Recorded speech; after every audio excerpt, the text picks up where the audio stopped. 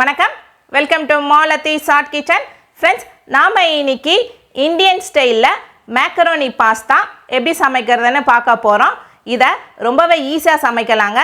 இதை நீங்கள் மார்னிங் பிரேக்ஃபாஸ்ட்டாகவும் சாப்பிட்லாம், ஈவினிங் ஸ்நாக்ஸாக கூட சாப்பிடலாம். குழந்தைங்களும் ரொம்பவே விரும்பி சாப்பிடுவாங்க.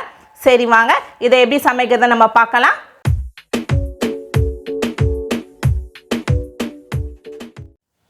சரி, இதுக்கு தேவையான பொருட்களை பார்த்துப்போம். 200 கிராம் மேக்கரோனி எடுத்து வச்சுருக்கேன். நான் 200 கிராம்க்கு ஏற்ற மாதிரி இன்க்ரீடியன்ஸை எடுத்து வச்சுருக்கேன். நீங்கள் எந்த அளவுக்கு மேக்கரோனி தேவையோ அந்த அளவுக்கு இன்க்ரீடியன்ஸ் எடுத்து வச்சுக்கோங்க. மீடியம் சைஸ் வெங்காயம் 2, பெரிய தக்காளி 2, அரை கொடை மிளகாய் எடுத்து வச்சுருக்கேன். உள்ளே இருக்க விதைகளை எடுத்து வச்சுருக்கேன். 10 பீன்ஸ், ஒரு பெரிய கேரட், கொஞ்சம் கொத்தமல்லி. இப்போ நம்ம மசாலா பொருள் பார்த்துப்போம். 7 பல் பூண்டு எடுத்து வச்சுருக்கேன். நல்லா பொடிசாக கட் பண்ணி எடுத்து வச்சுருக்கேன். 1 டேபிள் ஸ்பூன் மிளகுத்தூள், 1.5 table spoon Kashmiri chilli powder. இது கலருக்காக யூஸ் பண்ணுறேன், காரம் கம்மியாக இருக்கும். 1 பச்சை மிளகா, தேவைக்கேற்ப உப்பு. அடுத்தது நம்ம 3 tablespoon tomato sauce, 2 cube cheese, 2 cube butter. இப்போ நம்ம ஃபஸ்ட்டு சமைக்கிறதுக்கு முன்னாடி மேக்ரோனியை வேக வச்சு எடுத்துப்போம் வாங்க. இதை வேக வைக்கிறதுக்கு ஸ்டவ் பற்ற வச்சுட்டு நம்ம பாத்திரம் வச்சாச்சு. மேக்கரோனி வேகிற அளவுக்கு நம்ம தண்ணி சேர்த்துப்போம்.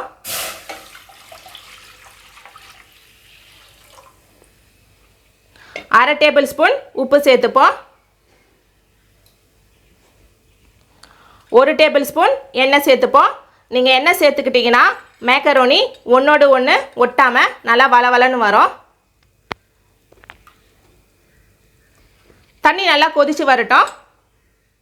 இப்போ தண்ணி நல்லா கொதிக்க ஆரம்பிச்சிடுச்சு. இந்த நேரத்தில் நம்ம மேக்கரோனியை ஆட் பண்ணிப்போம்.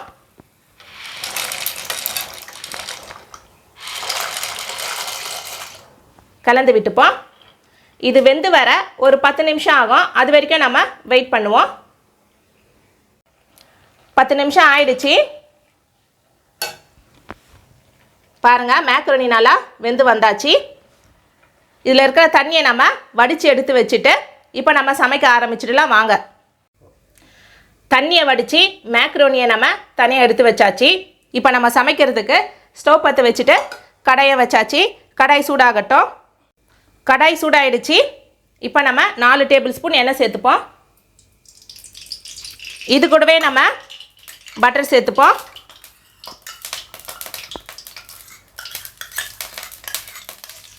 பட்டர் நல்லா கரைஞ்சி வரட்டும்.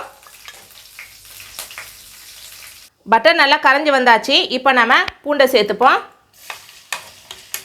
இது கூடவே நம்ம பச்சை மிளகாய் சேர்த்துப்போம். பச்சை மிளகாவை நான் நல்லா பொடிசாக கட் பண்ணி போட்டிருக்கேன். சேர்த்துப்போம்.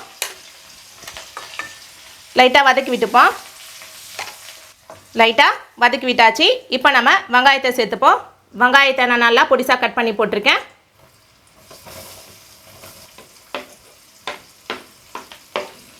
வெங்காயம் நல்லா கோல்டன் ஃப்ரை ஆகிற வரைக்கும் நம்ம வதக்கி விட்டுட்டே இருப்போம்.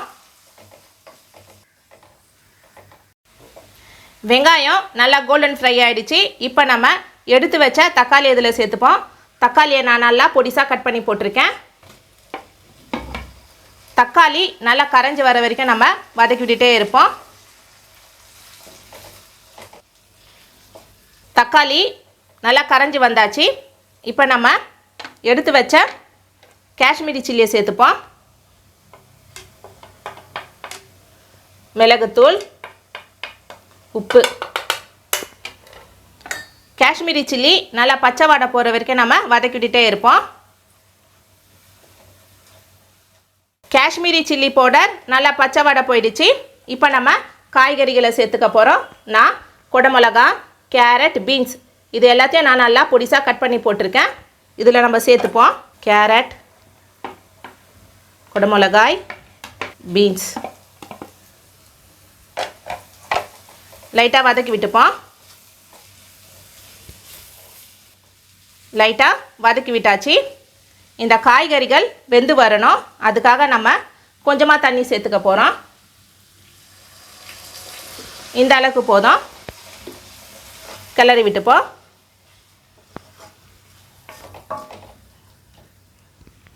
இந்த காய்கறிகள் வெந்து வர ஒரு 5 நிமிஷம் ஆகும்.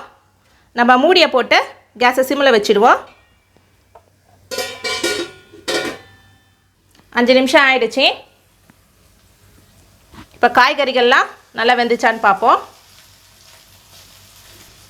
காய்கறிகள்லாம் நல்லா வெந்து வந்தாச்சு. இப்போ நம்ம டொமேட்டோ சாஸ் சேர்த்துப்போம்.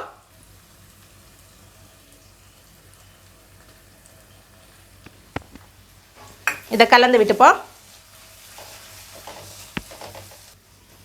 நல்லா கலந்து விட்டாச்சு. இப்போ நம்ம வேக வச்சு எடுத்த மேக்ரோனியை நம்ம இதில் சேர்த்துப்போம்.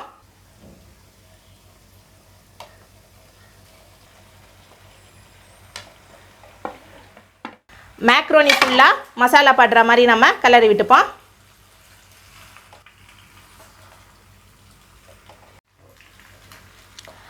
மேக்ரோனி ஃபுல்லாக நல்லா மசாலா படுற மாதிரி நம்ம கிளறி விட்டாச்சு.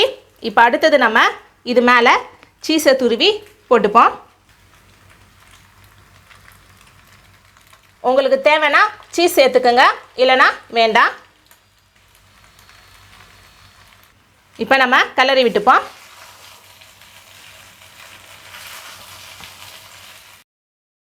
இந்த சீஸ் மெல்ட் ஆகிறதுக்கு 1 நிமிஷம் தான் ஆகும். நம்ம இப்போ மூடியை போட்டு மூடி வச்சுடுவோம். 1 நிமிஷம் ஆயிடுச்சு. சீஸ் எல்லாம் நல்லா மெல்ட் ஆகிருக்கும். கிளறி விட்டுப்போம். பாருங்கள், சீஸ் எல்லாம் நல்லா மெல்ட் ஆகிருக்கு. வாசனையும் ரொம்ப சூப்பராக இருக்குது. இப்போ நம்ம கொத்தமல்லியை சேர்த்துப்போம்.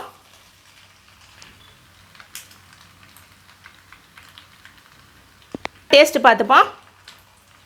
டேஸ்ட்டு அட்டகாசமாக இருக்குது. நம்மளுடைய சூப்பரான Indian style macaroni pasta ready ஆயிடுச்சு. இனி நம்ம எடுத்து சாப்பிட வேண்டியது தான்.